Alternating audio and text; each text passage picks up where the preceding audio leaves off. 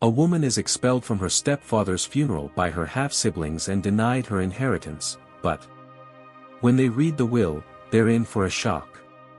Hello, welcome. Please like, subscribe, and turn on notifications. An orphan was kicked out of her wealthy stepfather's funeral, deprived of her share of the inheritance. However, when the lawyer gathered the family to read the will, Rodrigo Bark was left breathless. He returned home with a double stroller that barely fit through the door and tilted dangerously, ready to topple along with the children, but Rodrigo managed to catch it just in time. Mud tracks left by the autumn rain stained the floor, but Rodrigo would never leave the stroller in the common hallway. He had his bicycle stolen once and wasn't willing to take more risks, especially with something as important and expensive as the stroller. It wasn't something he earned for his good looks. He suspected one of his neighbors, a grumpy old man who seemed displeased with the mess in the hallway, might be the thief, but Rodrigo had no proof. He accepted his loss and, from then on, stored all his belongings inside the apartment, away from prying eyes. He carefully removed the children from the stroller, one by one, first his youngest daughter, Raquel, then his eldest son, Lou. Although the children were twins, titles like youngest and eldest were arbitrary. After all, was it really significant that Raquel was born 8 minutes after Lucas? In the future, few would care, at least that's what Rodrigo thought. For now, they were only 3 years old, but calling them that way was convenient for him, and not just for him, but also for his wife. Rodrigo undressed the children one by one, first removing the youngest's romper. She always got terribly irritated when it was too hot. Then he undressed the eldest. He didn't like being wrapped up like a butterfly about to emerge from its cocoon, but he complained less. After all, he wasn't just the eldest, he was also a man, or rather, a future man. Rodrigo's wife, Teresa, believed that girls could be forgiven for things boys couldn't, so she always attended to Lucas only after finishing with his younger sister. Would this affect the future? Possibly, just as it was possible that Raquel would be affected by such permissiveness. But the consequences of this upbringing were still distant. For now, the main thing was to stay afloat. Rodrigo dressed the children, washed them, and put them in their high chairs. He had already finished his morning shift at the factory. Rodrigo was a man of intellectual disposition, but somehow, money needed to be earned. After his shift, he would pick up the children from daycare, take them for a walk until dinner time, and in just 30 minutes, he would have to leave for his second job. Rodrigo wasn't just a simple worker, he also worked at a bank, taking night shifts as a financial consultant. He needed to leave in 30 minutes, and Rodrigo hadn't even started feeding the children yet. Normally, Teresa took care of the children at night, well, not the whole night. The young mother didn't seem to enjoy her relatively new role much. Whenever the opportunity arose, she would pass the children to her husband and didn't care at all that her husband was incredibly tired from working 2 jobs. Now it was her turn to take care of the children, but she had disappeared somewhere. Rodrigo heated up the food and clapped his hands in frustration. "And where's your mother?" he asked.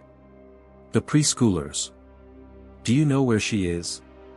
In response, he received only confused looks. Lucas blinked, while Raquel unexpectedly banged her hand on the table, probably imitating her father. Rodrigo pressed his lips together and smiled at the children for a brief second. That was enough to start reprimanding himself. After all, he had just blamed the children for Teresa giving birth to them. The truth was, they had rushed into having children. Teresa really didn't want to work or take care of the kids, and Rodrigo simply couldn't split himself in two. Maybe he wanted to, but it was physically impossible. Every time he regretted that Teresa had given birth to those wonderful children, he spent the following week blaming himself. How could he think that? How did that thought even cross his mind?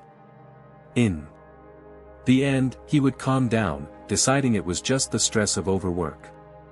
Oh, if only Teresa spent just one more hour with the kids than usual. Rodrigo approached the little ones and kissed them both on their small heads. Of course, the first kiss was for Raquel, as she was the youngest, and the next, logically, was for Lucas. It was good that at this age, they still didn't realize that some received a bit more attention. Maybe one day they would understand. After kissing the children, Rodrigo rushed out of the kitchen, wanting to take a better look around their small apartment. Maybe his wife had just fallen asleep and didn't hear them come in, or maybe she was hiding somewhere, not wanting to deal with her own children. If that were the case, Rodrigo would have to make sure she took care of them. But why did Teresa always run away from her responsibilities? After all, she was the one who wanted to have a baby. She insisted that it was time to grow up, time to become parents. So why didn't she take care of the children at all? This was something Rodrigo didn't understand, and he didn't have time to think about it. He would have loved to, like Teresa, settle down on the couch in front of the TV, or, as his beloved wife used to do, sit on the balcony with a cigarette, contemplating life. But he had no time for such luxuries. Rodrigo continued searching for his wife, but his hopes were dashed. Besides Rodrigo, the kids, and a half-rotten cactus, there was no one else in the apartment. Teresa had disappeared again. Well, this wasn't the first time.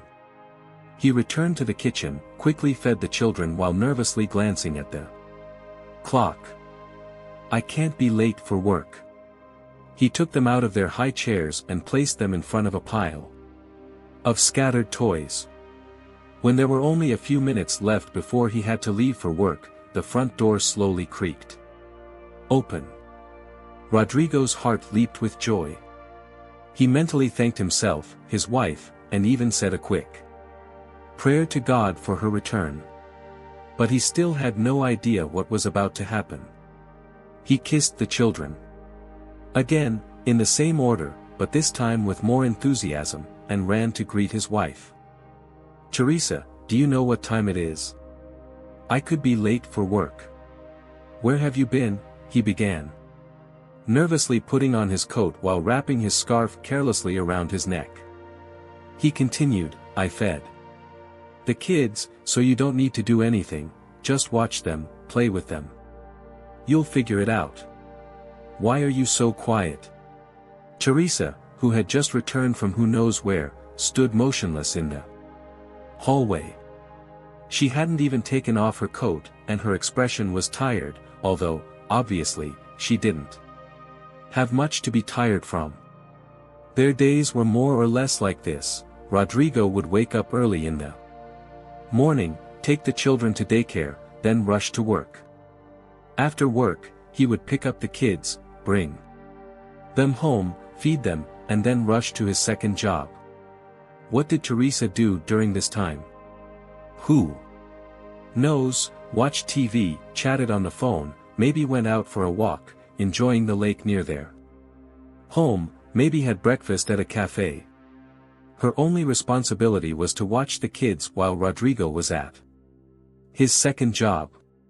So, what was she tired of? Strange. She stood motionless in the hallway, her gaze distant, and mud was dripping from her boots. Teresa, why are you just standing there? Rodrigo asked irritably, stopping at the apartment door. He thought he detected a new, very strange smell, something that reminded him of men's cologne. He sniffed the air but quickly dismissed the strange and persistent thoughts. He asked again, what's wrong with you? Finally, Teresa snapped out of her trance, her thin lips, painted with red lipstick, curving into a pout. "I'm tired of all this," she exclaimed sharply, and then screamed, "I'm sick of you and your kids too." Rodrigo froze in place. Sick of the kids? What was she talking about? He wanted to talk to Teresa, to approach her, to ask what had happened and what was bothering her. He wanted to, but there was no time. "Teresa, I understand, sometimes you're in a bad mood, you know, I get that more often than I'd like. But can we not do this now?" "Okay, I need to get to work," he replied. A look of disdain appeared on the young woman's face. "If you were a real man, we'd be living a normal life." Rodrigo glanced at the clock once more. He should have left 2 minutes ago, but he could spare one more minute. "A real man," he repeated. "What are you implying? Are you saying I'm not doing enough for our family?" "Real men make real money," she replied without a second thought. "And you? You don't even have a decent job. We're practically living in poverty." Rodrigo clenched his jaw tightly. Did he like living like this? Of course not. He hated working in the factory. He hated when Raquel looked longingly at a toy he couldn't afford.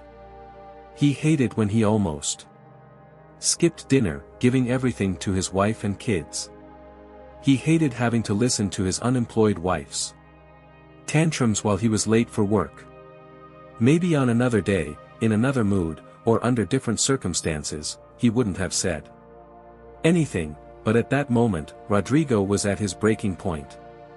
"If you, my dear, were capable of taking care of your own children, I could have gotten a good job. But you're too delicate for that, aren't you? Maybe you've forgotten that it was you who wanted these kids." Teresa's gaze turned cold and hostile. Rodrigo felt as if she had turned into ice. He even noticed the chill spreading through the apartment. She responded as if she were speaking to someone she despised with all her heart. "I didn't know it would be so hard with them. I'm tired of them. I don't love them," she said, her words hitting Rodrigo like a blast of icy wind. It was as if he had turned to stone, her confession triggering a storm of emotions within him. Not love them, her own children. It seemed like she needed a checkup for that empty head of hers. How could someone not love their own children? She's a mother, after all. How is that even possible? Yes, Rodrigo had been angry at the children before. There had been moments when he raised his voice at them, moments like today when, for a brief second, he regretted having started a family. But those thoughts were fleeting, unnatural, and unnecessary, like a sugar substitute, sweet but not real sugar. Those thoughts would come and go, they weren't truly his, just strange and foreign. But hearing such words from Teresa, the mother of his children, was genuinely terrifying. And perhaps if Rodrigo hadn't been at his breaking point that day, perhaps if he had stayed to talk with her, life might have turned out differently. But Rodrigo did what he did. He approached his wife, grabbed her by the shoulders, and said, shaking her slightly, "I'm late for work.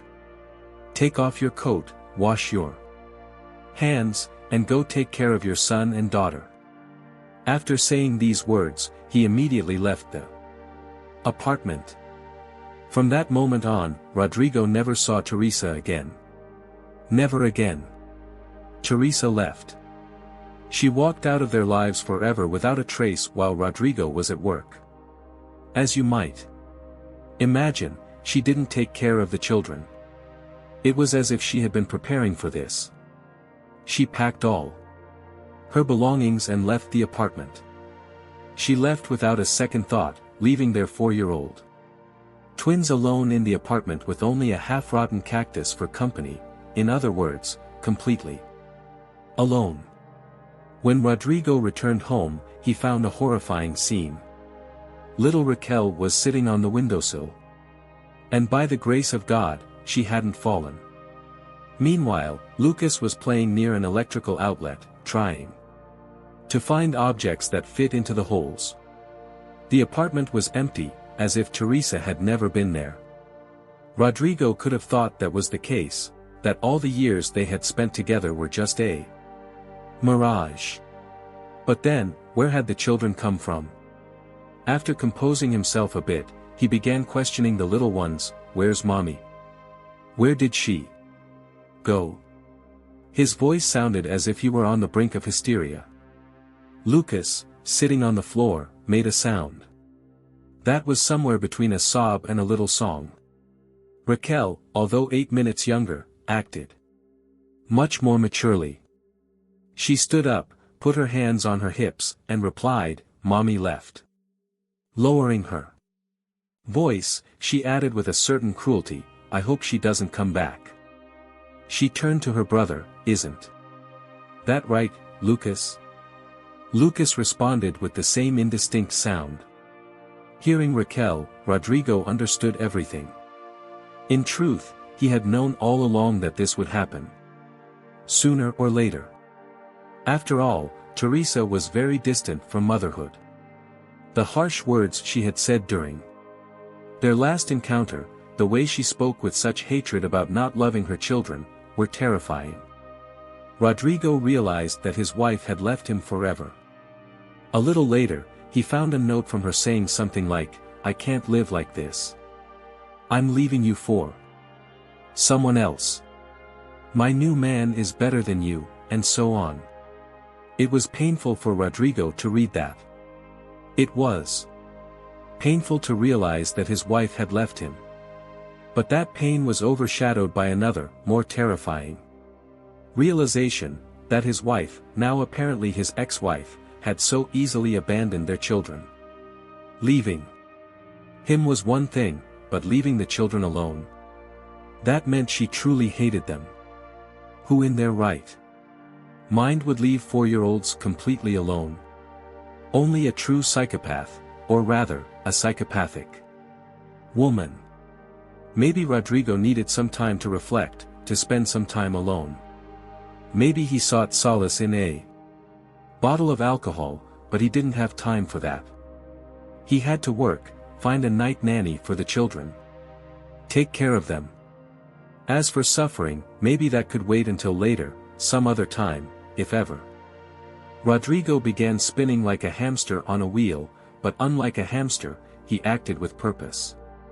He calculated everything, planned everything, every one of his actions had meaning.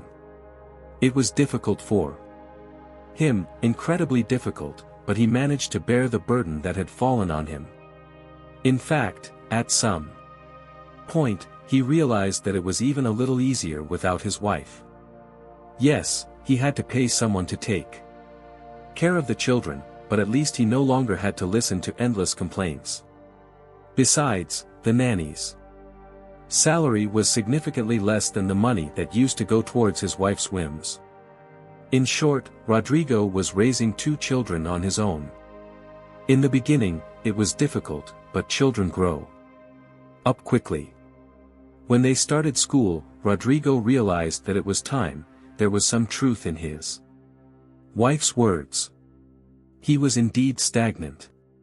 He didn't want to spend his whole life living in poverty, as Teresa had said. He didn't want to live on the brink of starvation in the future. So, when Raquel and Lucas started school, Rodrigo knew it was time. Rodrigo had always been interested in finance, always been an intelligent man with a good sense for business. He had always wanted more and knew that his time would come. He knew that his day of success would arrive. And then it did. After years of poverty, sleepless nights, and countless failed attempts, he finally managed to start his own business. He tried many things, opened a small neighborhood store, managed a small pub, and sold children's products. But his true success was in the area he knew best, finance. When his children turned 14, Rodrigo opened his first successful venture, his own bank. Yes, his bank. Wasn't a national leader, nor did it make him one of the richest men in the country, but it was his passion. Those who said he was just the son of wealthy parents who simply got lucky and seized an opportunity didn't know how difficult the journey was to becoming the head of a prominent company. They didn't know what Rodrigo had been through. They didn't know how he had gone without food, using the last of his provisions to make dinner for his children. No one knew what Rodrigo had endured during his long life.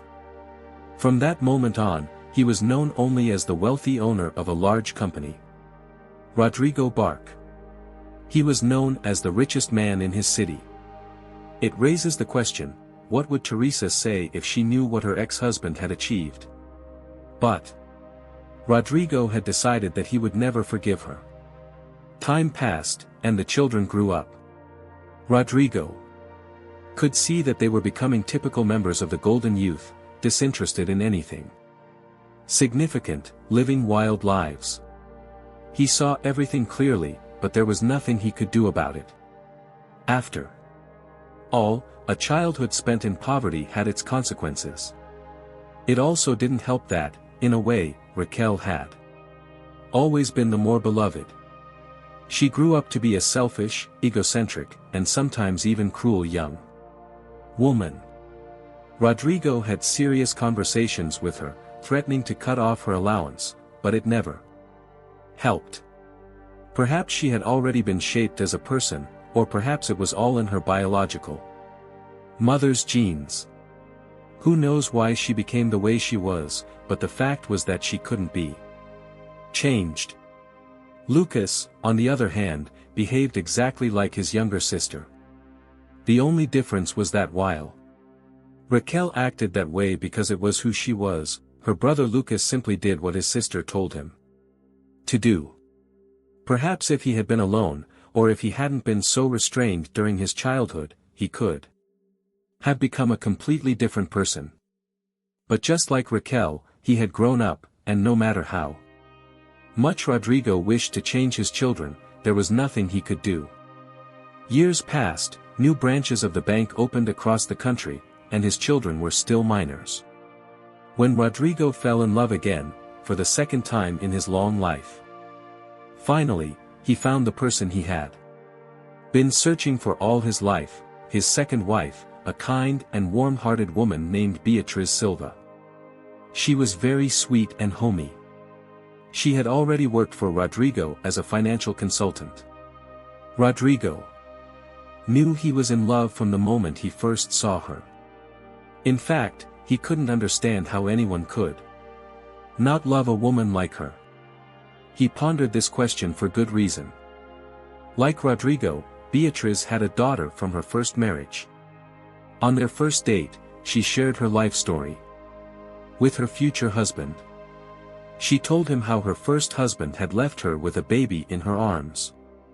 Rodrigo couldn't understand that either. He couldn't imagine how anyone could abandon their child. How anyone could leave such a lovely and sweet woman alone. He proposed to Beatriz after just a month of dating. After the wedding, Beatriz and her daughter Amelia, who was 5 years younger than Raquel and Lucas, moved into Rodrigo's house. Rodrigo and Beatriz didn't introduce their children to each other immediately. Although Rodrigo would never admit it, he was very nervous. He feared that Beatriz might leave him if she saw the little demons he had raised. But they couldn't delay it any longer. Shortly after the wedding, as Beatriz and Amelia moved into their new home, the children had to be introduced. Lucas and Raquel made faces since, by that time, both were already 17 years old. Rodrigo stood in front of his now-grown children. Raquel was so beautiful, and Lucas was a tall and handsome young man. It was a shame that their appearance didn't match their internal qualities. Rodrigo cleared his throat and adopted a serious expression as he began speaking to his children. Raquel, Lucas, he began, you know that I got married today. It's a pity that you didn't bother to attend your own father's wedding. If you had come, you would know that my wife has a daughter." Raquel rolled her eyes, and Lucas didn't know what to think. He looked at his sister with a worried expression that seemed quite comical, a tall and strong guy literally looking at his delicate little sister for guidance. Raquel nodded at him and replied, "Dad, don't bother us. We went to Carla's party, my ex-classmate. There was a party. What would you choose, to go to a cool party with friends or sit among your dad's old and boring friends?" Rodrigo sighed deeply. "Lucas, what do you have to say about this? You're the older brother, you should have your own opinion. Did you just follow your sister's lead again? Did you really enjoy that party?"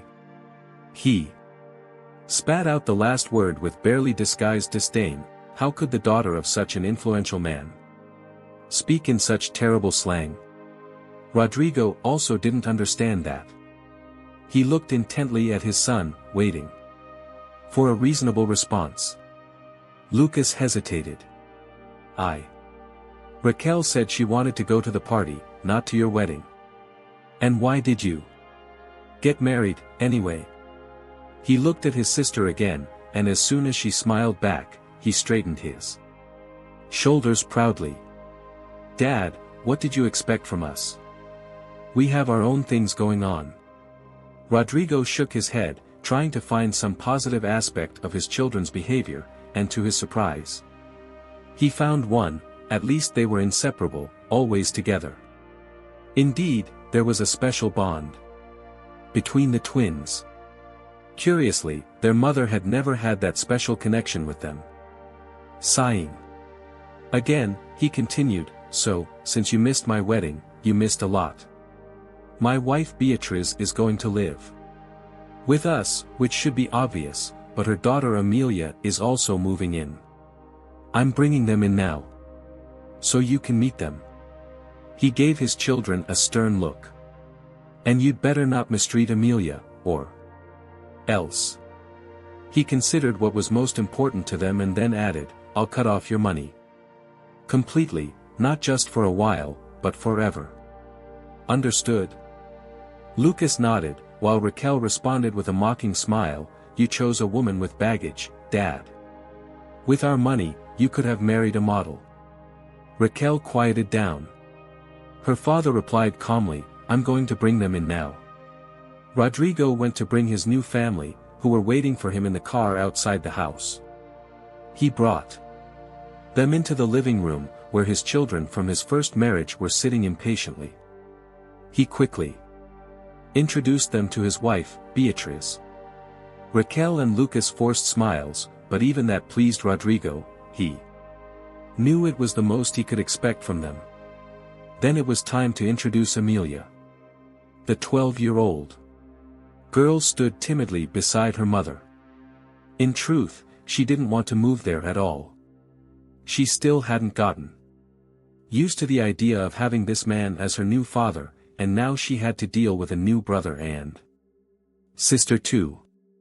They were so alike, so close.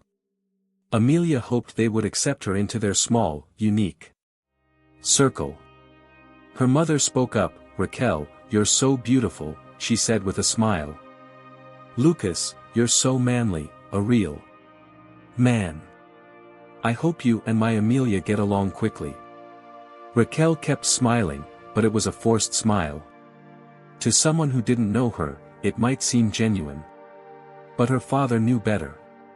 He understood that his beautiful daughter could be quite cruel. At that moment, his new wife pulled his hand, and before leaving, she said to the children, "Well, get to know each other, have fun. Now you're a family." Rodrigo couldn't help but follow his wife. The newlyweds laughed cheerfully, but Rodrigo's last words were spoken in a serious tone, "Raquel, Lucas. Remember what I said." With that, he left the room, arm in arm with his smiling wife. Amelia shrank in fear while Raquel's lips curved into a sly smile. Lucas awkwardly scratched his head. "Welcome," he said. "The servants will show you your room." Raquel shot her brother a fierce, disapproving look, which now made him seem more intimidated than the new little sister. A room for her? Why? Raquel walked over to Amelia, leaning close to her face. "Do you think I don't know what you and your mother are planning? Trying to squeeze money out of our dad? All this is ours," she said, gesturing to everything around them. "This house, Dad's money, his business, you have no right to any of it. And if you try anything..." At that moment, Lucas finally found his voice. "Raquel, why are you treating her like this? Leave her alone. She's just a kid."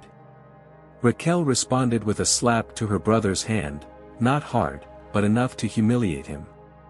"You're stupid, Lucas. Why do we need this brat? Don't you understand that when Dad dies, she'll be in the way? She's small now, but she won't stay that way forever." While the brother and sister argued, Amelia felt like she was about to faint. What were they talking about? What money? What business? She didn't fully understand, but she knew one thing for sure: her mother wasn't like that. She would never forget the time when she and her mother had no money and bought only a loaf of bread and a piece of sausage with their last coins. On the way home, they encountered a beggar, and Amelia would always remember the pain in her mother's eyes as she gave part of their meager purchase to the man. Amelia's mother might not have been a genius, but she had a pure and kind heart. She knew how much her mother loved Rodrigo, and hearing his daughter say such terrible things was unbearable. Amelia decided to stand up for herself, both for her mother's honor and her own. "My mother loves your father. I know that very well. And I don't even want a room. I didn't even want to move here." Raquel interrupted, then shut up. She turned to her brother. "You're right about one thing, she's just a dumb kid, dumb as a rock for now. But when she grows up, she might realize how lucky she is. Do you understand what that means?" "Raquel, enough," her older brother snapped. "Our dad still has a long life ahead of him." Raquel lowered her voice, speaking through gritted teeth. "Have you forgotten what we discussed recently?" Lucas raised his hands in a gesture of surrender, stepping back as if to say he was out of that conversation.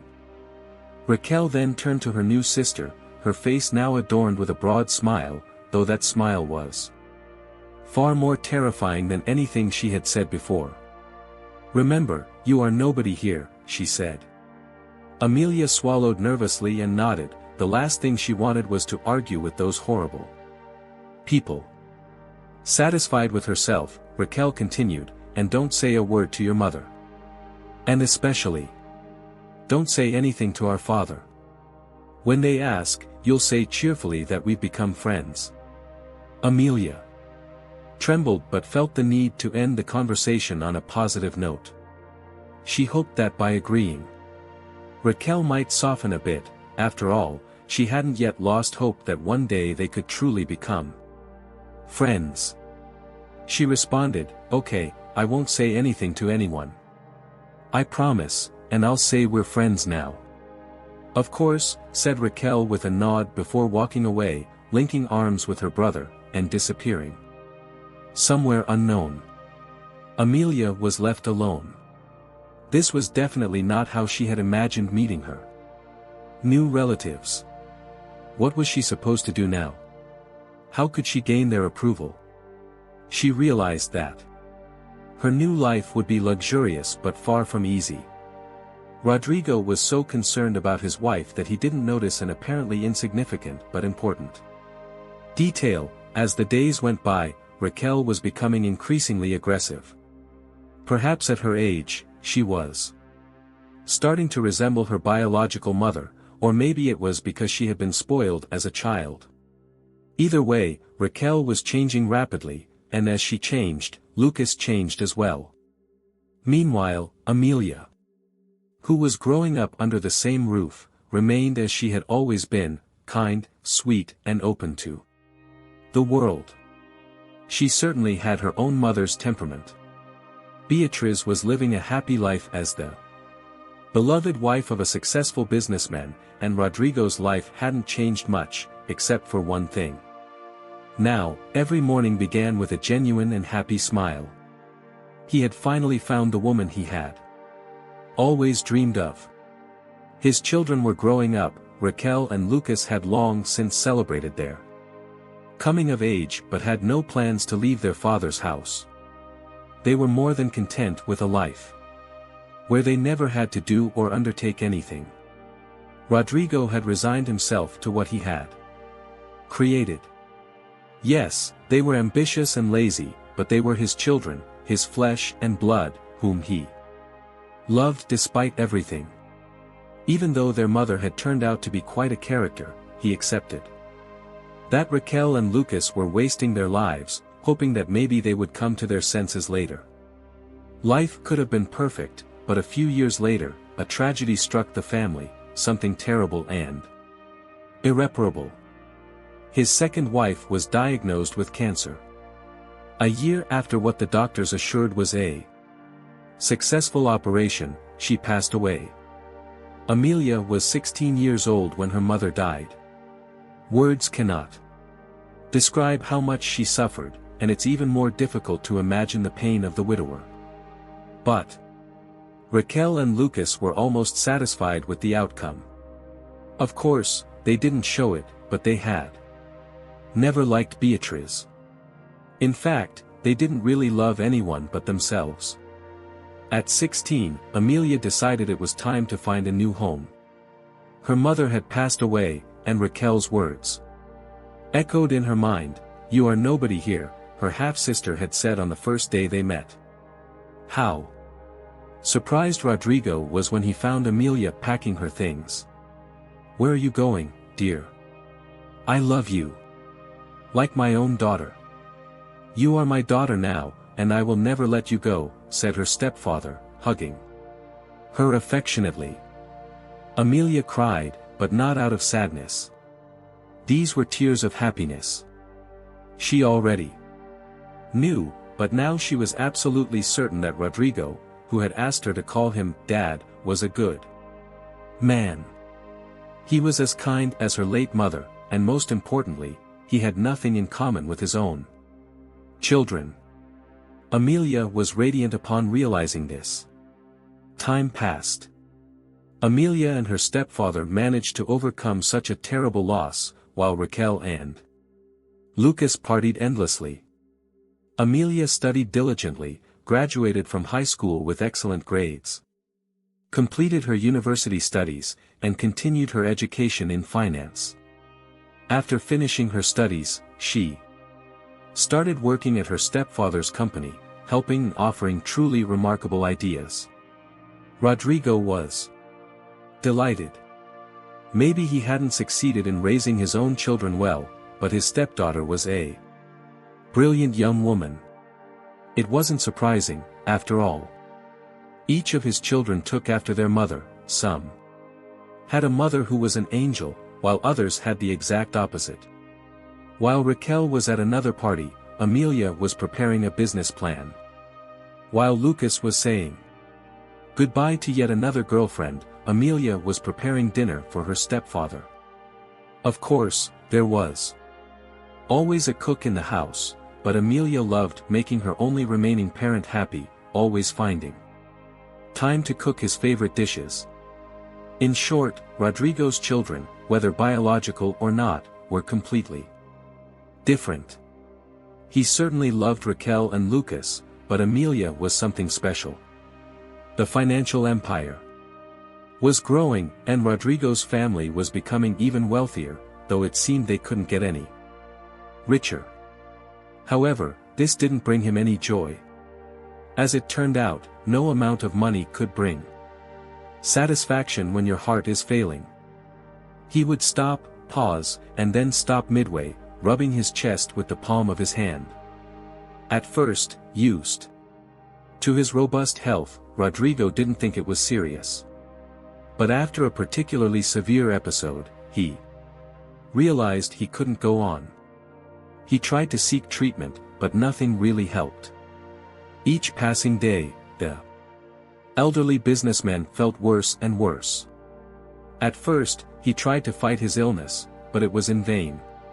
He eventually accepted that he was about to die soon. It couldn't be said that he was particularly worried about this. On the contrary, he knew that soon he would join his beloved in the warm, fluffy clouds. In any case, he wasn't concerned about himself but about what would happen to his children, his own flesh and blood. What would become of them? He wasn't at all worried about Amelia. She was an intelligent girl, someone he could trust. But what about Raquel and Lucas? Would they be able to survive without him, without his money? Would they be able to manage the company properly after his death? And so, their father decided to have a serious conversation with them. Rodrigo spotted his older children. From a distance, both were standing on the wide-open veranda. He watched them through the panoramic windows, unable to take his eyes off them. How they had grown, beautiful, but beauty in this life doesn't mean much, that was something he knew for sure. He headed towards the veranda with the intention of having a serious conversation with them. He silently opened the veranda door and froze in shock.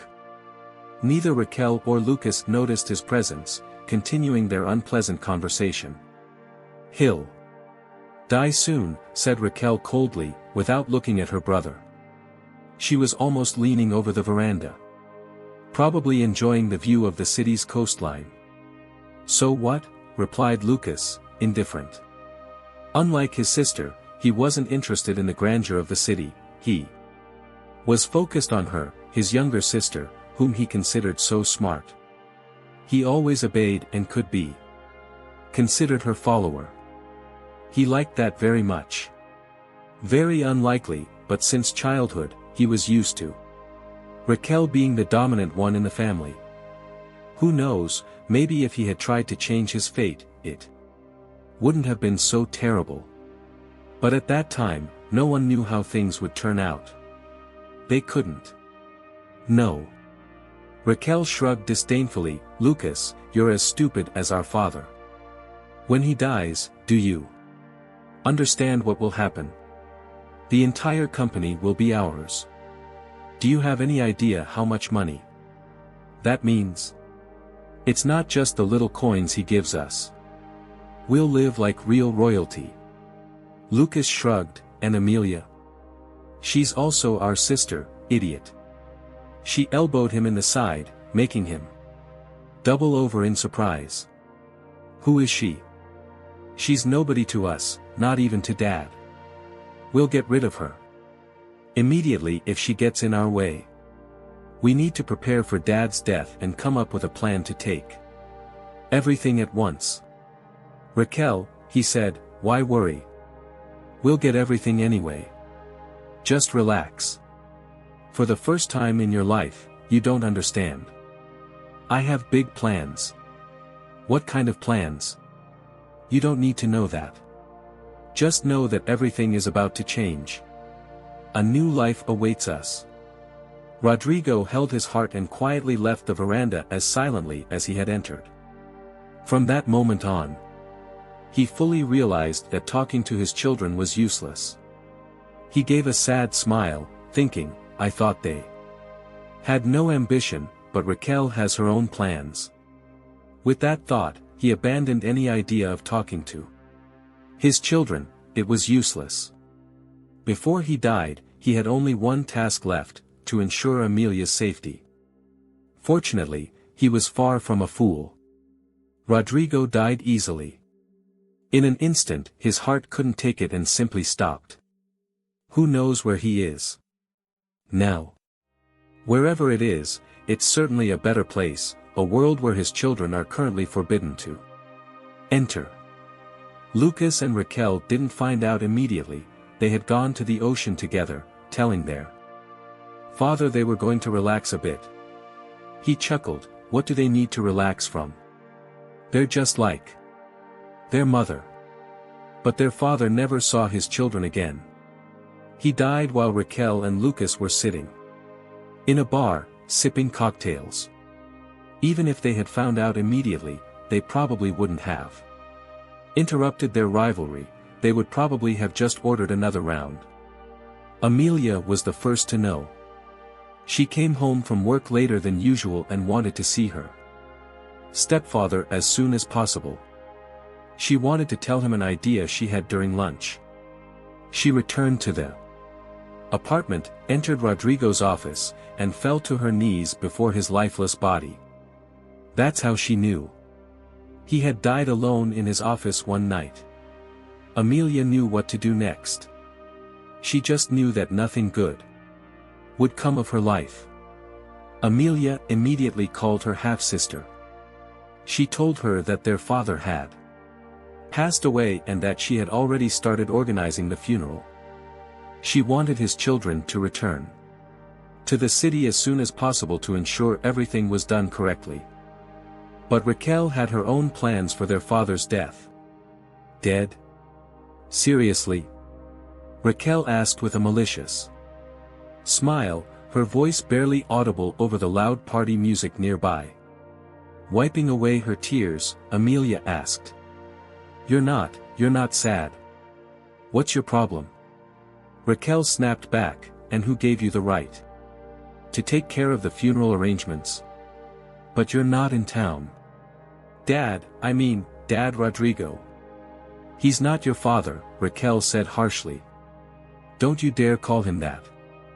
"Rodrigo deserved a proper burial," Amelia retorted, hurt. "You can take care of the funeral arrangements yourself. I was just trying to do what was best." "Exactly. So disappear soon and don't touch our father anymore." She paused, and for a few seconds there was silence. The music had died down. It seemed that Raquel had decided to move to a more private place. "Anyway, Amelia, it's over. Dad is gone, and there's no reason for us to continue communicating. Lucas and I will be back soon and will take care of the funeral. You'd better pack your things and leave before we return. Understood?" Naturally, Amelia wasn't surprised. She knew it would be exactly like this, and not only did she know, but she was even prepared for it. In fact, she wasn't the only one who had prepared. Rodrigo knew this would happen too. That's why he had bought her a separate apartment years ago, just in case. But while her stepfather was alive, she wanted to spend as much time with him as possible. Well, now she had nothing left to do there. "All right. Let me know when you've organized everything," Amelia replied. "Of course," Raquel said curtly and immediately ended the call. Amelia took her time packing her things. Raquel's voice had sounded very aggressive. But Amelia knew they wouldn't return anytime soon. Now, her only concern was to ensure the funeral was well conducted. Gathering all her belongings, which weren't many, she headed to the apartment her stepfather had once given her. Upon entering, she couldn't hold back the tears. Everything was so sterile, so empty. She missed Rodrigo terribly. Quickly unpacking, she began to wait for a call from Raquel.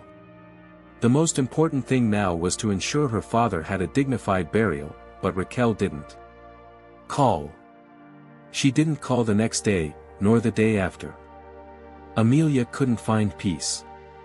It was like an agony. She paced around the new apartment with a sense of impending disaster settling in her mind, completely overwhelming her.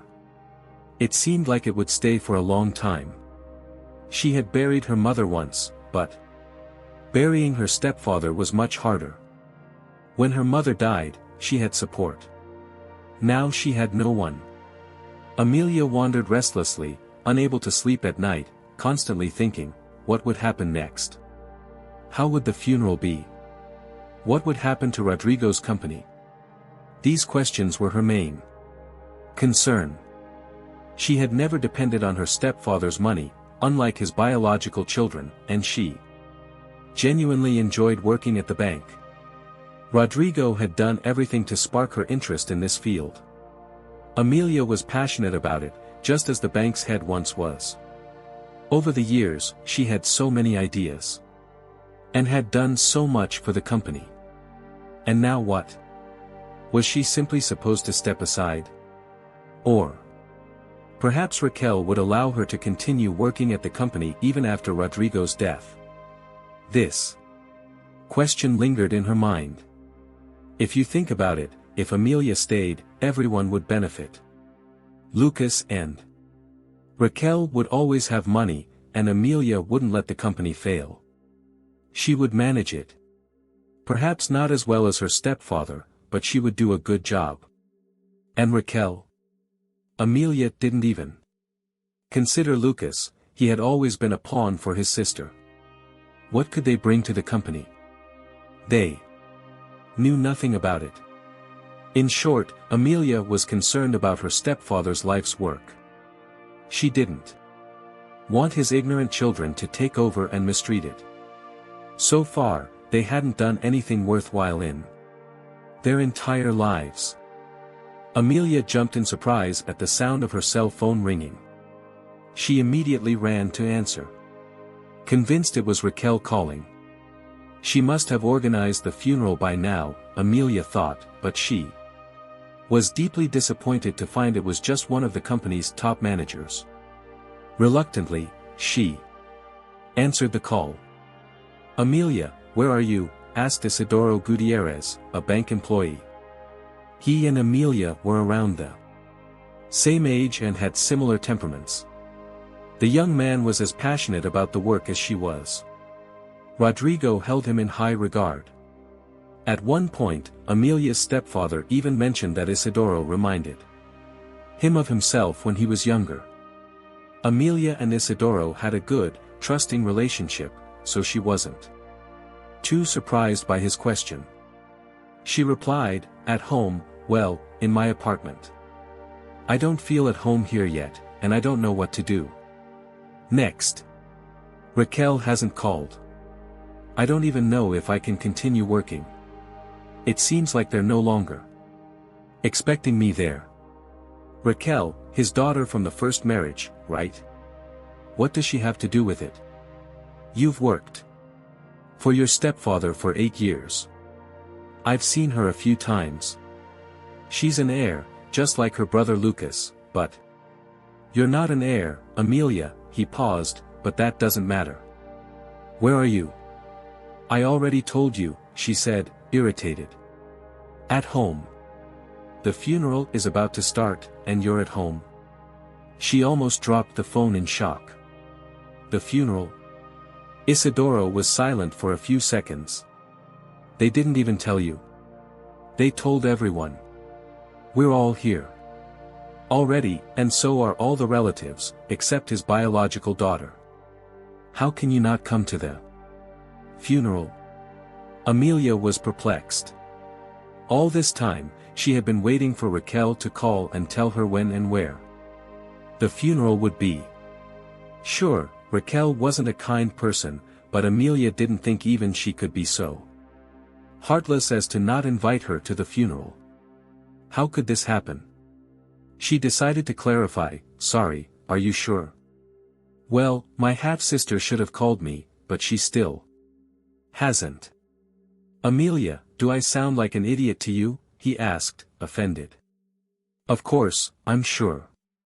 Maybe she forgot to inform you, but that doesn't matter. I'll send you the address now.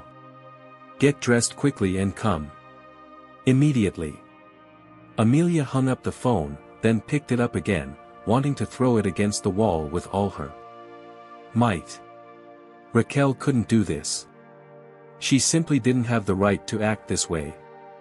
She had already driven Amelia out of what she considered her home throughout her childhood.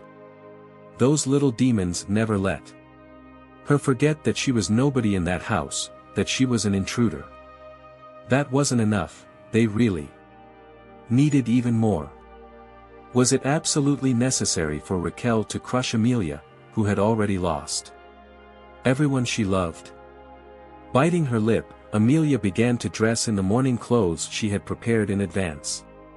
Even though Lucas and Raquel hated her, though there was no reason for it, even though they spoke ill of her, spread rumors, and deprived her of all joys in life, Amelia would go to her stepfather's funeral.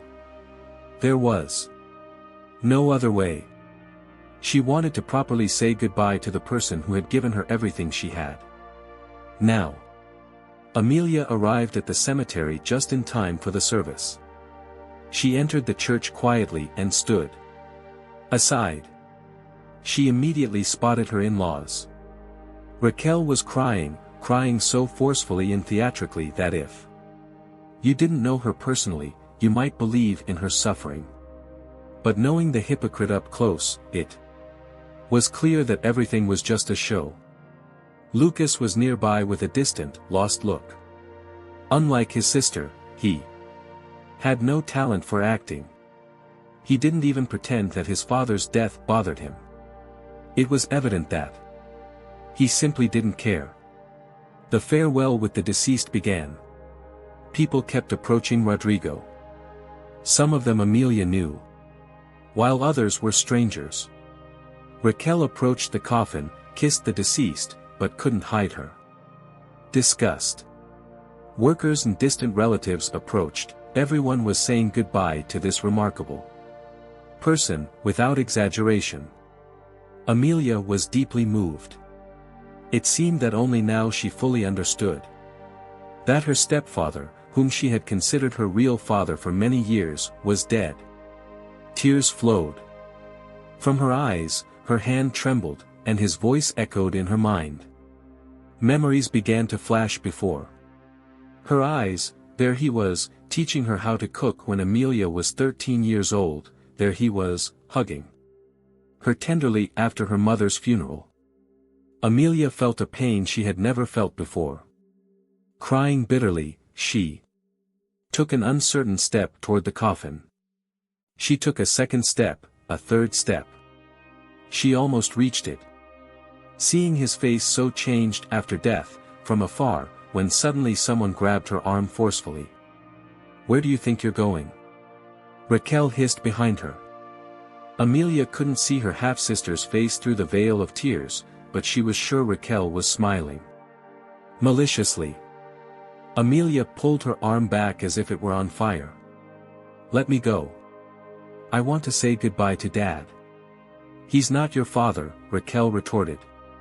She raised her voice and looked around disdainfully at everyone present. "Did anyone even invite you here?" The people who had come to the funeral began to whisper among themselves. All eyes were fixed on the two half-sisters. From the middle of the crowd, someone murmured in confusion, "Who is this other girl?" Amelia pulled her arm back and addressed not only Raquel but also those who seemed to doubt her. "I am his stepdaughter," she said, sniffling. "Rodrigo was like a real father to me.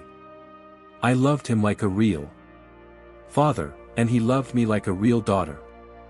Raquel laughed.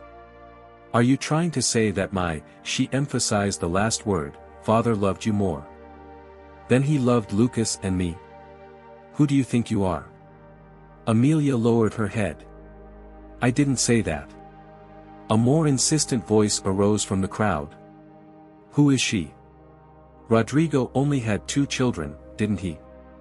Raquel smiled triumphantly but quickly composed herself, resuming her mask of the grieving daughter. At that moment, as always, Lucas came to his sister's aid. He approached and gently held Raquel's arm, as if bringing her back to reality. His gaze conveyed everything without words. His look said, "You're going too far. Remember, you're in mourning."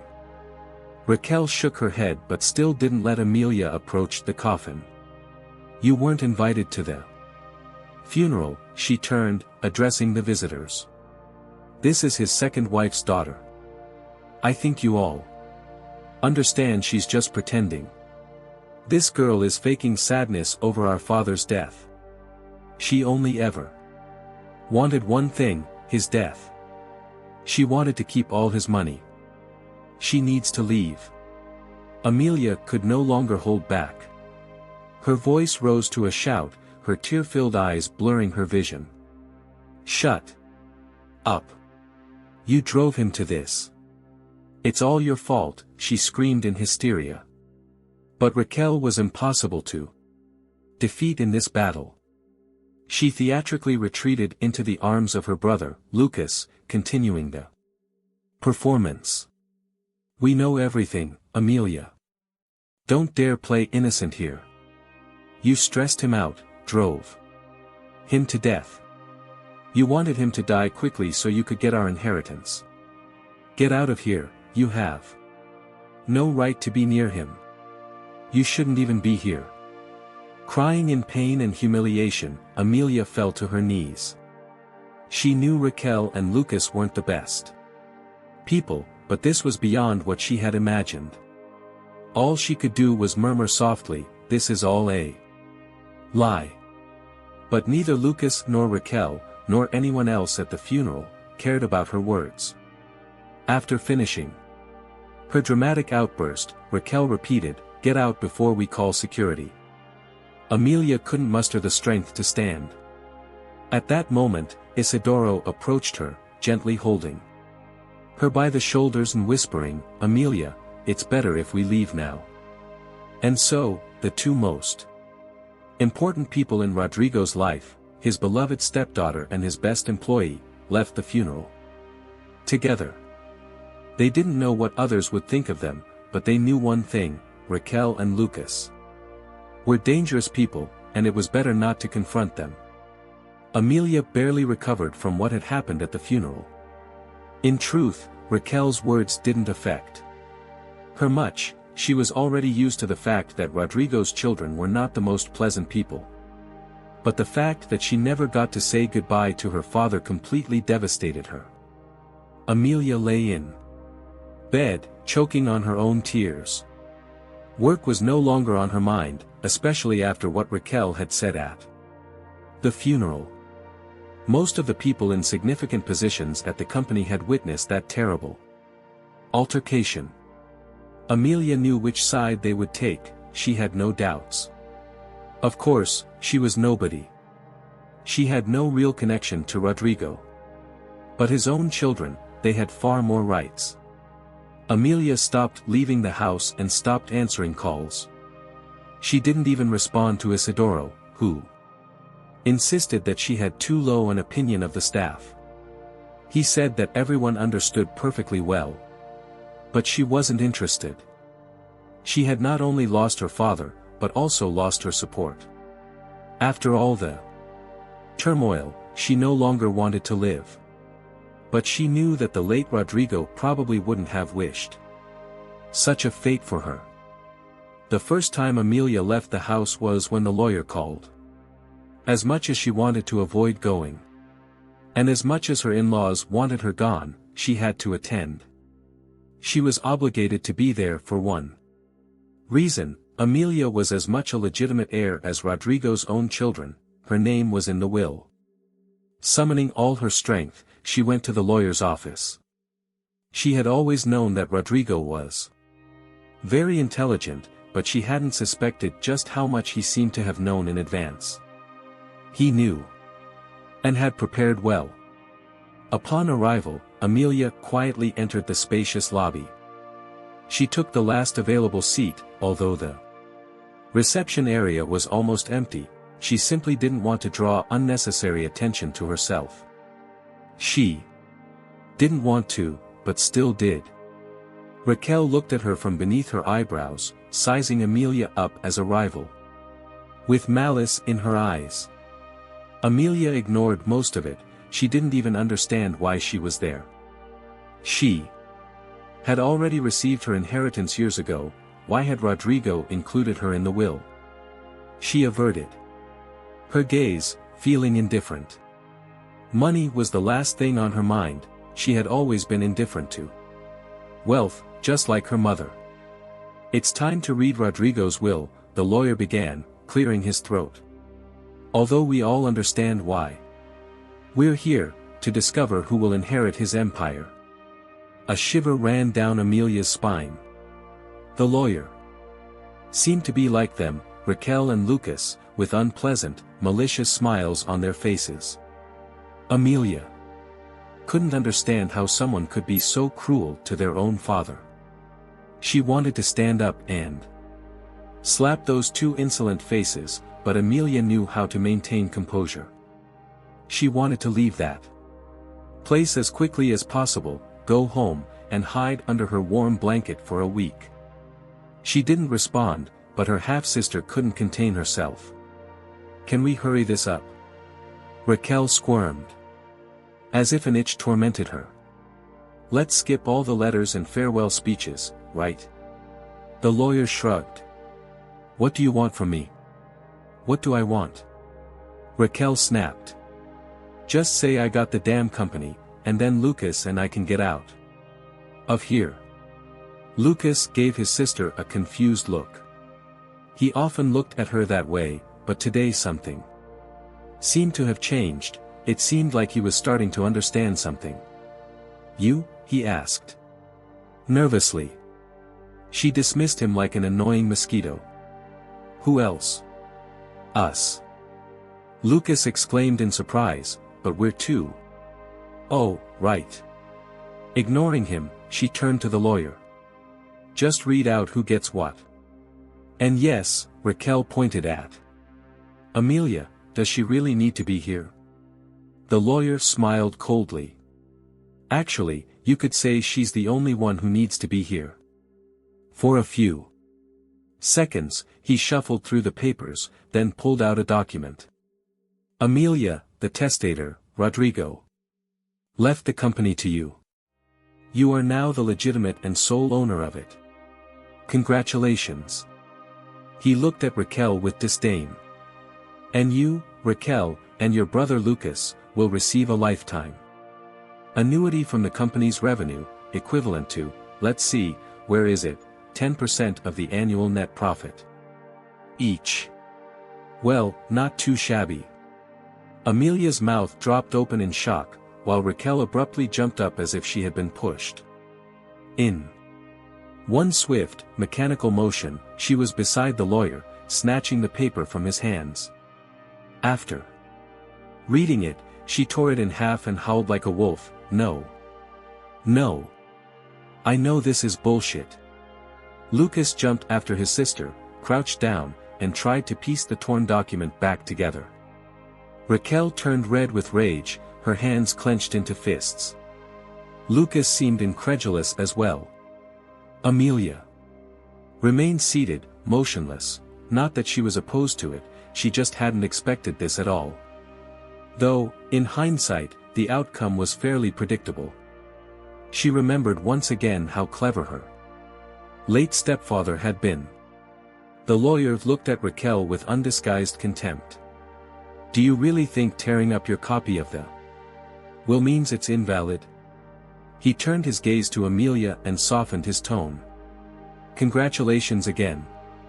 I think it's best if you leave now. We'll see each other later, I'll call you." Amelia did exactly that, quickly stood up, nodded gratefully to the lawyer, and hurried out. Seeing Raquel so enraged was a bit scary, so calculating what her share might have been, she quickly left. Amelia understood that she wouldn't be left alone, but what could she do? Let these grown-up children mess everything up instantly?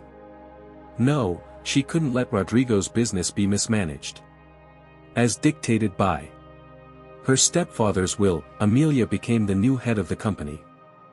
Fortunately, she had already worked there for several years, so the job came easily to her. For a while, she was apprehensive about going to the office. After all, the staff had witnessed that unpleasant scene at the funeral. But when she finally mustered the courage to go, she was pleasantly surprised. It turned out she had underestimated the people there. They were far from fools, as Isidoro had said. Everyone understood perfectly well and saw everything clearly. They knew what Raquel and Lucas were like, and they also knew that Amelia was intelligent, calm, calculating, and ambitious, in a good way. Most importantly, she always thought of the company and the people who worked there, not just lining her own pockets. Her colleagues expressed their condolences for what she had gone through at the funeral. Like Amelia, they deeply missed their kind boss. Amelia was happy to return to her beloved work to distract herself from her grief. Everything was going well until one day something happened that turned everything upside down. That day, Amelia stayed late at the office, as usual. Most of the employees had already left, with only the security guards and cleaners remaining. She was sitting under the soft light of a lamp, bent over a pile of papers, when someone knocked on the door. Yes, yes, she called without looking up from her work. Amelia only looked up when she heard a familiar voice. She looked up and nearly burst out laughing. Standing before her was Lucas, looking like a character from a cheap romance novel. He was dressed in a formal suit, heavily scented with a pungent cologne, his thick, dark hair so lacquered that it seemed you could see your reflection in it if you tried hard enough. He held a large bouquet of red roses. When her laughter subsided, Amelia asked, "Lost your charm among your girlfriends? Now you have to resort to desperate measures?" Lucas didn't share her amusement. "Amelia, I came here to see you," he said grandly. She rolled her eyes. Amelia couldn't hold it anymore, her voice rose into a scream, her tear-filled eyes no longer able to see clearly. "Shut up. You drove him to this. You're the ones to blame for everything," she shouted in hysteria. But Raquel was impossible to defeat in this battle. She dramatically retreated into her brother Lucas's arms, continuing the performance. "We know everything, Amelia. Don't you dare put on a show. Here. You stressed him out, drove him to his death. You wanted him to die so you could get our inheritance. Get out of here. You have no right to be near him, you shouldn't even be here." Crying from pain and humiliation, Amelia fell to her knees. She knew Raquel and Lucas weren't the best people, but this was beyond what she had imagined. All she could do was murmur softly, "That's all a lie," but neither Lucas, Raquel, nor anyone else at the funeral cared about her words. After finishing her dramatic outburst, Raquel repeated, "Leave before we call security." Amelia couldn't gather the strength to stand. At that moment, Isidoro approached her, gently holding her by the shoulders and whispering, "Amelia, it's best if we go now." And so, the two most important people in Rodrigo's life, his beloved stepdaughter and his best employee, left the funeral together. They didn't know what the others would think of them, but they knew one thing: Raquel and Lucas were dangerous people, and it was better not to confront them. Amelia barely recovered from what had happened at the funeral. In fact, Raquel's words didn't affect her much. She was already used to the fact that Rodrigo's children weren't the most pleasant people. But the fact that she never got to say goodbye to her father destroyed her completely. Amelia lay in bed, suffocating in her own tears. Work was no longer on her mind, especially after the things Raquel had said at the funeral. Most of the people holding significant positions in the company had witnessed that terrible altercation. Amelia knew which side they would take, she had no doubt. Of course, she was nobody, she had no real connection to Rodrigo. But his own children, they had much more rights. Amelia stopped leaving the house and answering calls. She didn't even respond to Isidoro, who insisted that she had too low an opinion of the team. He said that everyone understood perfectly well, but she wasn't interested. Not only had she lost her father, but she had also lost her support. After all the turmoil, she didn't want to live anymore. But she knew that the late Rodrigo probably wouldn't wish such a fate for her. The first time Amelia left the house was when the lawyer called. As much as she wanted to avoid going, and as much as her step-siblings wanted her far away, she had to attend. She was obligated to be there. For one reason, Amelia was just as much a legitimate heir as Rodrigo's own children. Her name was in the will. Gathering her strength, she went to the lawyer's office. She always knew Rodrigo was very smart, but she hadn't suspected that he seemed to know everything in advance. He knew and had prepared well. Upon arriving, Amelia entered the spacious lobby quietly. She took the last available seat, even though the reception area was almost empty. She simply didn't want to draw unnecessary attention to herself. She didn't want to, but she still did. Raquel looked at her from under her brows. This was how she viewed Amelia, as a rival, with malice in her eyes. Amelia ignored most of it. She didn't even understand why she was there. She had already received her inheritance years ago. Why had Rodrigo included her in the will? She looked away, feeling indifferent. Money was the last thing on her mind. She had always been indifferent to wealth, just like her mother. "It's time to read Rodrigo's will," the lawyer began. Clearing his throat, he added, "although we all understand why we're here, to find out who will inherit his empire." A chill ran down Amelia's spine. The lawyer seemed to be just like them. Raquel and Lucas had unpleasant, malicious smiles on their faces. Amelia couldn't understand how someone could be so cruel to their own father. She wanted to stand up and slap those two insolent faces, but Amelia knew how to keep her composure. She wanted to leave that place as quickly as possible, go home, and hide under her warm blanket for a week. She didn't respond, but her stepsister couldn't hold back. "Can we hurry up?" she squirmed as if an itch was tormenting her. "Let's skip all the letters and farewell speeches, okay?" The lawyer shrugged. "What do you want from me?" "What do you want, Raquel?" "Just say that I got the damn company, and then Lucas and I will leave." Lucas shot his sister a confused look. He often looked at her like that, but today something seemed to have changed. It seemed he was starting to understand something. "You?" he asked nervously. She dismissed him as if he were an annoying mosquito.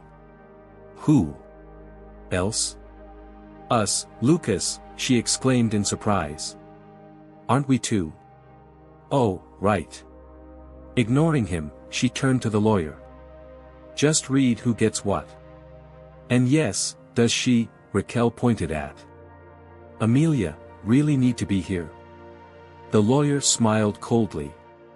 "Actually, you could say she's the only one who needs to be here." For a few seconds, he shuffled through the papers, then pulled out a document. "Amelia, the testator, Rodrigo, left the company to you. You are now the legitimate and sole owner. Congratulations." He looked at Raquel with disdain. "And you, Raquel, and your brother Lucas will receive a lifetime annuity from the company's revenue, which amounts to, let's see where it is, 10% of the annual net profit each." Well, not too shabby. Amelia's mouth dropped open in astonishment as Raquel abruptly jumped up as if she had been shoved. With a long stride, she was at the lawyer's side and snatched the paper from his hands with a sharp, mechanical movement. After reading the document, she tore it in two and howled like a wolf. "No, no. No, this is nonsense. Lucas jumped up after his sister, crouched down, and tried to piece the torn paper back together. Raquel was red with anger, her hands clenched into fists. Lucas seemed incredulous as well. Amelia remained seated, unmoved. It wasn't that she was against it, she just hadn't expected it at all. Although, on second thought, such an outcome was quite predictable. She remembered once again how intelligent her late stepfather was. The lawyer looked at Raquel with undisguised contempt. Do you really think that tearing up your copy of the will means it's invalid? He turned his gaze to Amelia and softened his tone. Congratulations. Again. I think it's best if you leave now. We'll see each other later. I'll call you. Amelia did exactly that. She quickly stood up, nodded gratefully to the lawyer, and hurried out. Seeing Raquel so enraged was a bit frightening. Calculating what her share might have been, she quickly left. Amelia understood that she wouldn't be left in peace, but what could she do? Let these grown and immature children ruin everything? No, she couldn't let Rodrigo's business be mismanaged. As dictated by her stepfather's will, Amelia became the new head of the company. Fortunately, she had already worked there for several years, so the job came easily to her. For a while, she was apprehensive about going to the office. After all, the staff had witnessed that unpleasant scene at the funeral. But when she finally gathered the courage to go, she was pleasantly surprised. It turned out she had too low an opinion of the people there, and they were far from fools, as Isidoro had said. Everyone understood perfectly well and saw everything clearly. They knew what Raquel and Lucas were like, and they also knew how intelligent, calm, calculated, and ambitious, in a good sense, Amelia was. Most importantly, she always thought about the company and the people who worked there, not just about lining her own pockets. Her colleagues expressed their condolences for what she had gone through at the funeral. They, like Amelia, missed their kind boss very much. Amelia was happy to return to her beloved work, to distract herself from the sadness. Everything was going well until one day something happened that turned everything upside down. That day, Amelia stayed late at the office as usual. Most of the staff had already left, leaving only the security guards and the cleaners. She was sitting under the soft light of a lamp, leaning over a pile of papers, when someone knocked on the door. Yes, yes, she called without looking up from her work. Amelia only looked up when she heard a familiar voice. She looked up and nearly burst out laughing. Before her stood Lucas, looking like a character from a cheap romance novel. He was dressed in a formal suit, heavily scented with a pungent cologne. His dark, thick hair was so lacquered that it seemed you could see your reflection in it if you tried hard enough. He was holding a large bouquet of red roses. When her laughter subsided, Amelia asked, "Lost your charm among your girlfriends? Now you have to resort to desperate measures?" Lucas didn't share her amusement. "Amelia, I came here to see you," he said with grandeur. She rolled her eyes. "Is it urgent? I still have a lot of work to do." He quickly approached and sat down in front of her. "Amelia, you've always stirred warm feelings in me. And I want to say that I've loved you since the first moment we met. But Raquel, she always pressured me, and only recently have I finally freed myself from her influence. Amelia, will you marry me?" He looked at her as if she were his last hope. Amelia laughed even harder, her eyes darkening with astonishment. "Are you drunk or something?" she asked, wiping away the tears that had formed from laughing so hard. "And isn't it a bit strange that you're my stepbrother?" He raised his chin, offended, took out his phone, and began reading something on it. Amelia couldn't help but lean slightly to peek at the smartphone and saw what she had already suspected. Lucas had an open conversation with Raquel. It was clear she had convinced him to propose to Amelia to take over the company. Amelia laughed once again, returned to her seat, and asked, "Raquel put you up to this, didn't she? You really think I'd fall for that?" "Amelia, He began, continuing to read the instructions his conniving sister had sent him. "I've always had warm feelings for you, believe me." "Seriously?" she responded, now with a calmer tone. "Yes, that's why you've always treated me so well. In the way that you have. So, let's get married, right? I love you, too." Amelia rolled her eyes. At first, it seemed very funny, but now it was starting to get a bit annoying. She gathered up a pile of papers, straightened them on the table to avoid scattering them, and stood up. "All right, I'll finish this tomorrow," she said to herself, heading for the office door. "And whatever you came up with, or rather, whatever Raquel came up with, I've never seen anything dumber in my life. Does Raquel really think that if I marry you, she'll get the company? I thought she was much smarter than that." "Wait, Amelia, I love you," he insisted, sounding like a broken record. "How can you be so?" She let an insult linger on the tip of her tongue, so blind not to see that Raquel is just using you. By now, you should be living your own life, but you're still running after your sister. Do you really live so poorly? Are you not satisfied with the money you already have? You don't even work. Why do you need this company? Don't you understand that you're just going to destroy it? You'll ruin your father's life's work, ruin the careers of thousands of people who will lose their jobs, and most importantly, you'll still end up without money because the company will fail. Think carefully about what I said," she said as she left the office, leaving Lucas completely alone.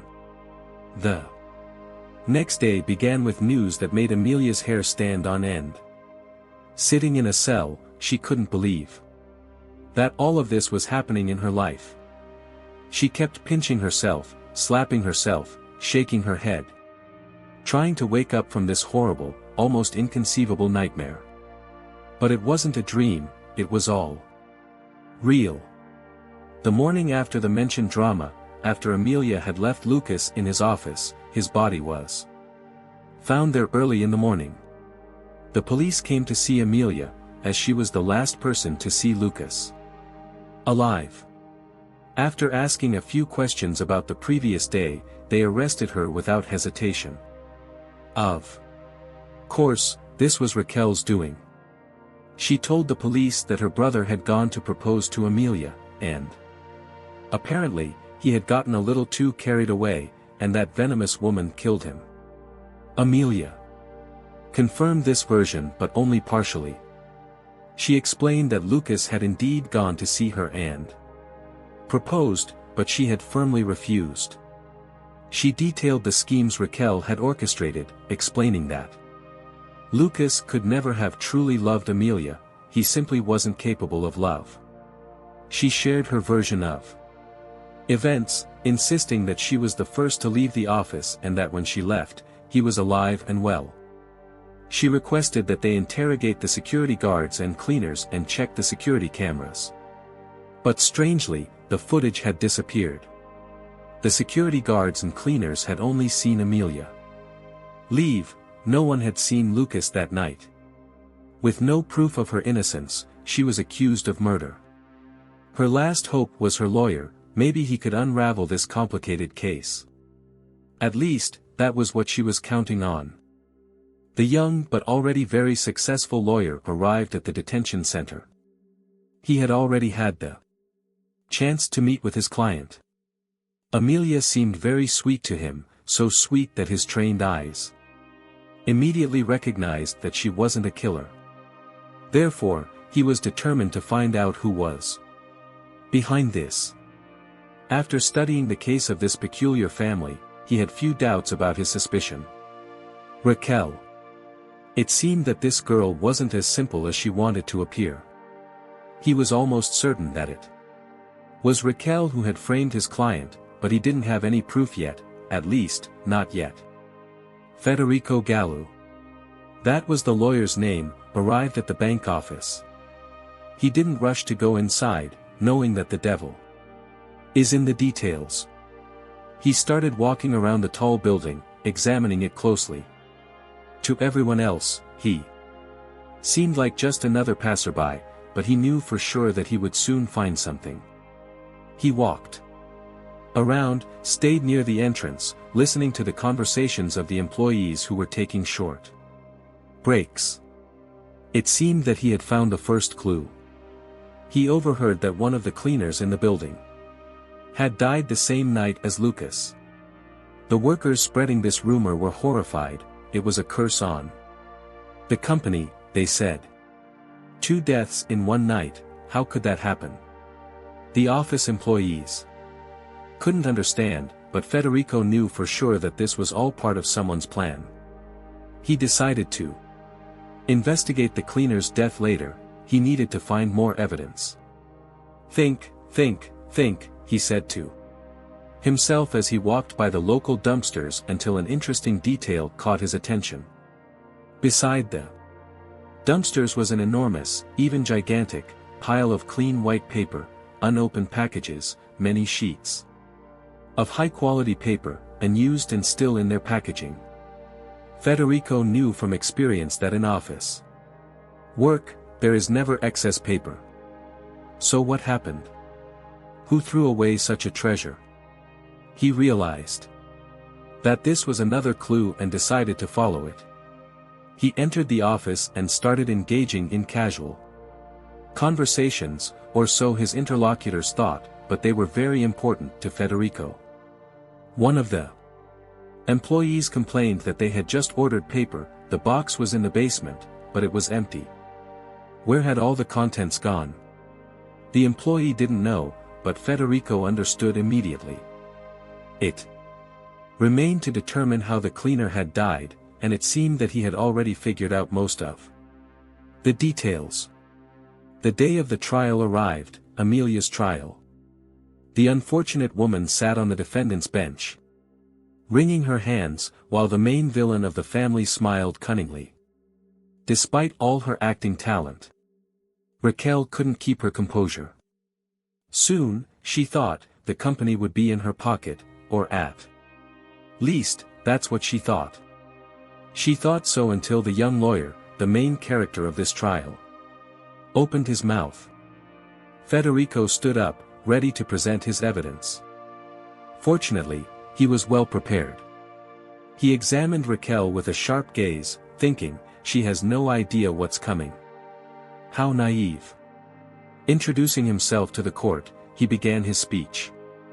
Isn't it strange that the security camera footage was deleted, and no one knows who could have done it except the security responsible for it? He glanced at Raquel.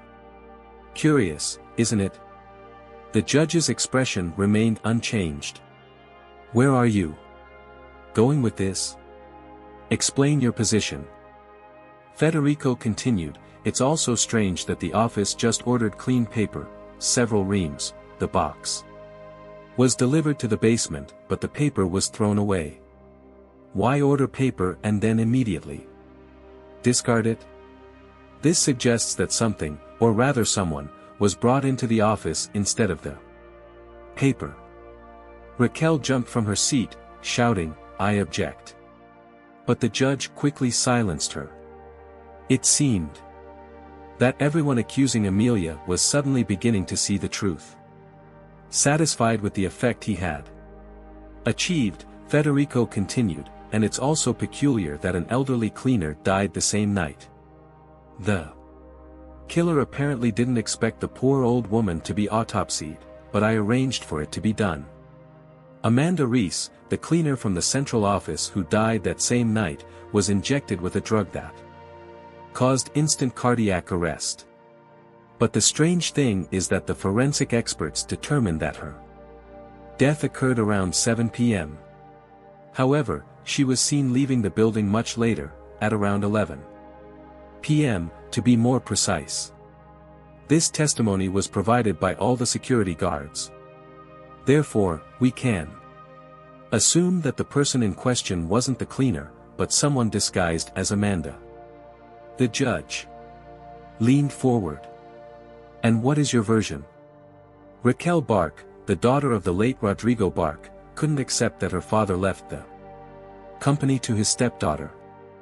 So she convinced her brother to help her. She lied to him, claiming that Amelia had forbidden the two of them from going to the office.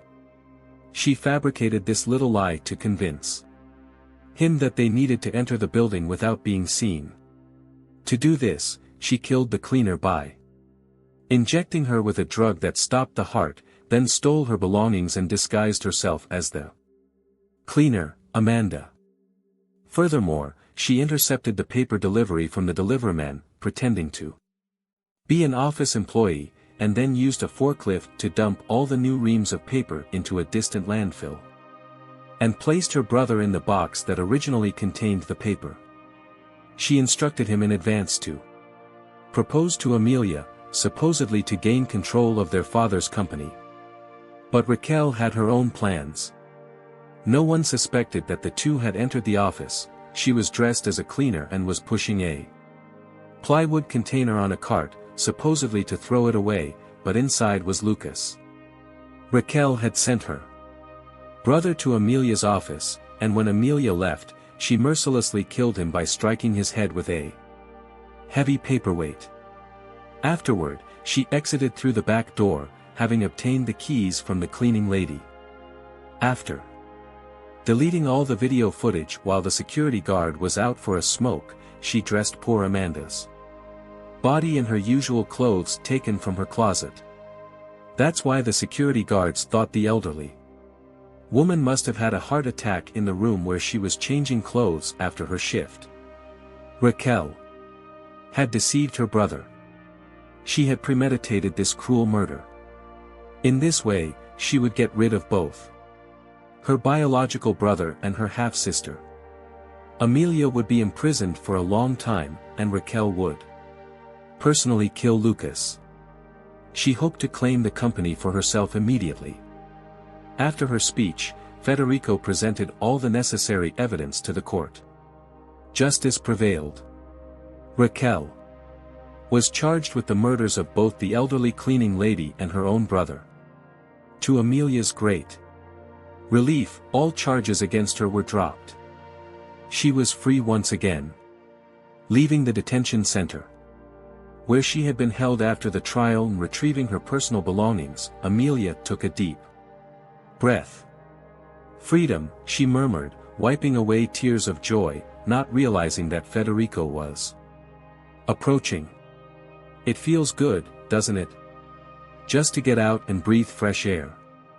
I bet you're happy to be free now, he said. Amelia smiled happily. You have no idea how much, she admitted. And it's not just about the charges being dropped. Now I'm truly free. Raquel, she never gave me peace. She has tormented me since I was 12 years old. And Lucas. I'm sorry he's gone, but damn, finally, they each got what they deserved. Only then did she take a closer look at her lawyer, the man who had saved her and done his job professionally. She smiled at him and thanked him sincerely. Federico seemed even happier than Amelia. This case had touched him deeply. Amelia, would you like to go out with me one day? Amelia laughed joyfully. I'd love to. Federico laughed along with her, and they both walked away from that terrible place of intrigues and cruelties that had haunted poor Amelia her entire life. At that moment, she was simply celebrating life. And had no idea she was walking alongside her future husband, who in a year would father a beautiful child with her, whom, of course, she would name after her beloved adoptive father. I hope you enjoyed the short story. Comment and share. Thank you for reading.